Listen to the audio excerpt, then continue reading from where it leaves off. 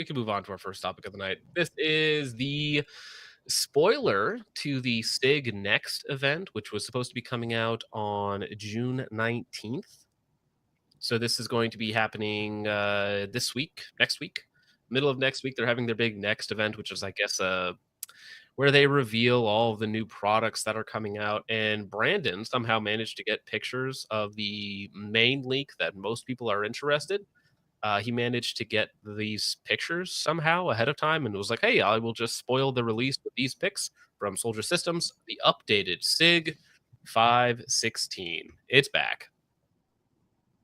Wow, another AR. Wait, is it? I'm not Oh, super familiar. Is it piston It's driven? way worse. So the original SIG 516, which is on top, is mostly AR-like. Very cool. Actually, a product from SIG that I really like. The new 516 looks to be more of an MCX style weapon than the previous iterations. Okay. So this new generation, which the SIG 516 actually does still have some military contracts, this thing is just kind of hideous. It does Like not really look pretty. ugly. It has a completely redesigned bolt, forward assist, ejection, shell deflector, which is really obnoxious. And then it has this upper receiver that for some reason is like 2 inches taller. That's what it looks like. It's probably like a half why inch to why three-quarters it's so of an inch. fat? Is it a piston driven system? Like because it does have a folding stock, so its spring is in there? No. So the 516 is more AR-like than the MCX platform. So it does still utilize the buffer tube. Think like a HK 416 because it was actually so for the SIG 516 actually had the same designers as the HK 416, but then SIG bought them out and they updated it. And then Caracal, which is in the UAE, they bought those designers out again and they built the Caracal 816. So the 516 originally was kind of like a Gen 2 HK 416, and I think it's actually better than the 416 in a lot of ways. But this one is looks very unique. And if we look on the left side, for some reason, they decided to add in both side charging, like the spear, and rear charging. So you have this dual charging system with this hideously tall upper receiver and handguard. The handguard itself looks like it's semi-monolithic, although I guess not really. It just indexes, into the upper receiver. So it is still two separate parts, because you can see the line here. But so it indexes into the upper receiver somehow. So what's funny is the 516 Gen 2 or whatever they are going to call it probably has a way better rail than the actual Spear or MCX, because both of those have had problems since their inception. So it's an interesting blend of ugliness, and if I wasn't so down on SIG, it might be interesting. As people are saying in the chat, 300 built-in MOA. Yeah, sometimes, yeah, that height over board measured in yards. Yes, it's they took the 516, which is again just a generic AR, but with a piston system slapped into it, and a pretty good one at that. But they made it look way worse. I'm not Wild. yet. Yeah, the P321. That would actually, this would actually be a really funny time for them to try and win back support by coming out with some other product. Now, if they brought out a P320 chassis like the Flux Raider or whatnot, and it was like under $1,000, I think a lot of people would be very, very happy about that. Very, very happy. I think that they just seen the market share that Flux Raider was getting off of their 365 thing, the little thing that Ian's competing with now, and they're like, "Hey, that could be our money." Basically, yeah.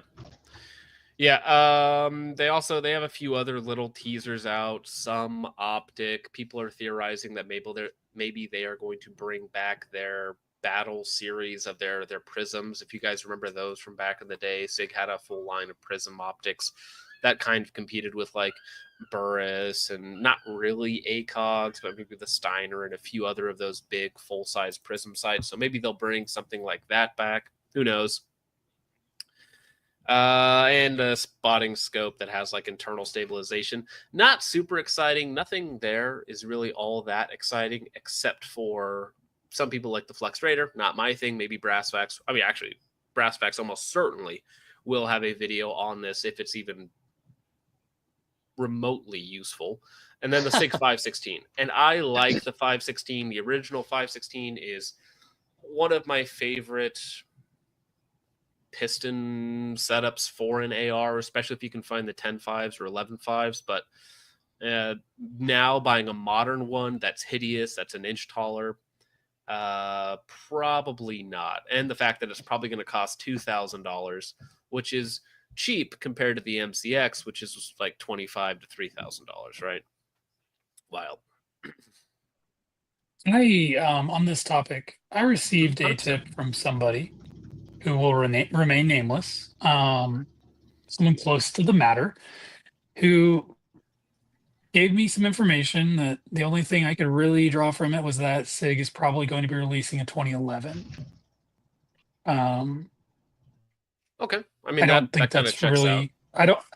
Cool. Yeah, I don't think that's really what anybody wants because 2011s are kind of gay and retarded. But I think. Well, I there's actually that. disagree. I actually disagree with you on that because 2011s are just getting more and more popular, right? We went from having like 2-3 main brands to now having like import 2011s. We have cheap 2011s. We have 2011s for $500. We have the mid range. Now we have like 10 brands or more, probably 12 to 13 brands that you can go and get a somewhat mediocre 2011 from. I think there is a huge spot in the marketplace for that. And I have a feeling that if SIG releases one, it will be neither cheap nor particularly good. well, But that's right. just but my what's my the 2 cents. Springfield one? The Springfield Prodigy. Those are what, Yeah. $2,000, $1,500, $2,000.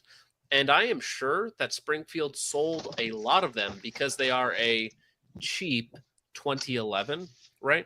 Because even a basic Staccato goes for $2,500, and a Staccato is not an expensive 2011. It's an expensive handgun, but it's a mid-range in terms of 2011s. So I think SIG sees a void in the marketplace, and if they can make a steel frame for $1,500, $2,000, I think they are going to sell a lot of them. And especially if they're hammer fired, steel frame with a Series 70 trigger, so it's actually drop safe.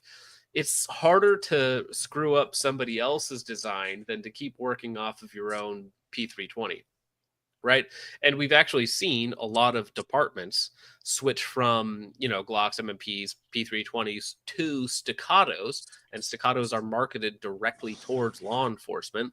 So SIG is like, well, people are dropping literally and figuratively our P320s, so maybe we should try and get back some of that market with a 2011. That actually makes sense. I can see them doing that.